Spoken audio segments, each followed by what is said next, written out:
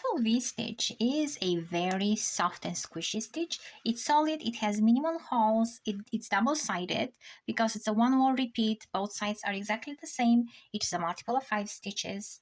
I used a 5.5 crochet hooks and a 4-weight yarn for this, and let's get started.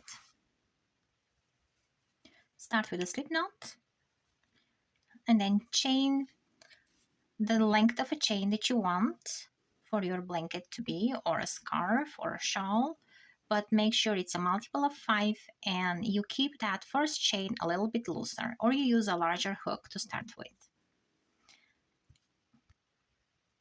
So now we'll do 2 double crochets into the 6th chain from the hook. So and then we'll chain 1 and 2 double crochets into the next chain.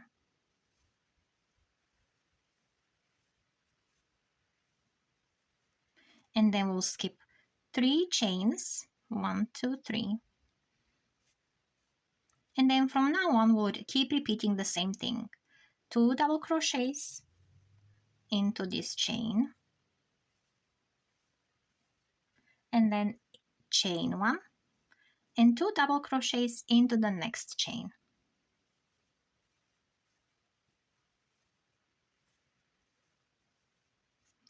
And this will be the repeat from here.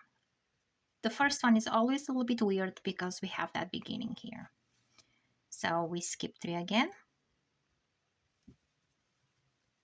And I'll meet you at the end.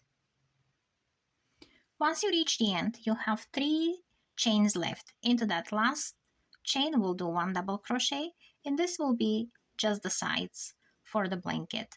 The sides will have 1 double crochet running on both sides going up. And now we can turn. So now that we've turned, we'll chain 3, and this will be the side stitch. You can chain 2 as well if you want to. It depends how you're used to. So now we're gonna skip that first stitch, and we'll do front post double crochet around the double crochet below.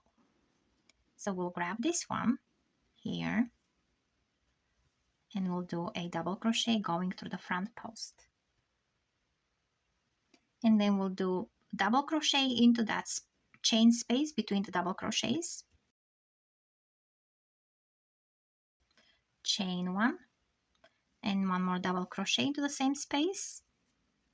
And then we'll do front post double crochet into that double crochet from the previous row. And here how it goes, how it looks.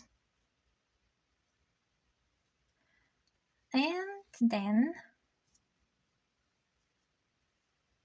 we skip those 2 stitches, we skip that stitch and we skip that stitch, and we are going again through the front post of the next V-stitch cluster.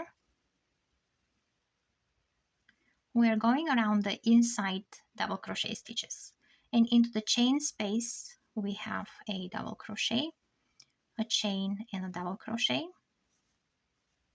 and then again through that double crochet from the previous row we'll go through the front post.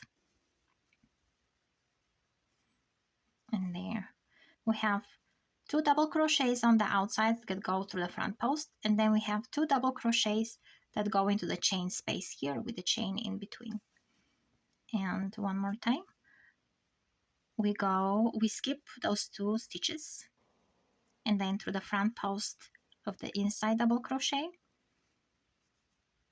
and then we do a double crochet in the chain space, a chain space, another double crochet here, and then we go again through the front post of the double crochet. And now that you've reached the end, we're going to be skipping that double crochet from the previous row, and then we'll do a double crochet into the last chains those we had from the previous row. And this is the chain that's going to go up. So chain 3 again, and you can turn. And here we do the same thing. We repeat that second row here. Again, we skip that stitch, and into the front post of the next one, we do a double crochet, then into the chain space we do a double crochet, chain, a double crochet, and then we go again through the front post of the next double crochet,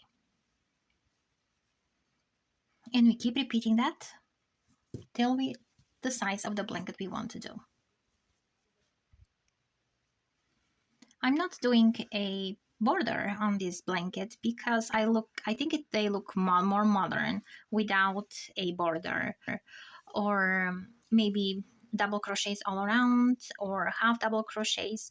But I think this way, this especially this pattern has more movement and stretch, so without a border it looks nice because the ends are those curly and they give it a nice touch as well, and the beginning as well makes it a little bit curly. And I do think they this particular pattern, because it's so heavy and dense and squishy, looks good without a border, but you're free to do whatever you want. I hope you like this tutorial. Watch the next one, like and subscribe, and I'll catch you next time.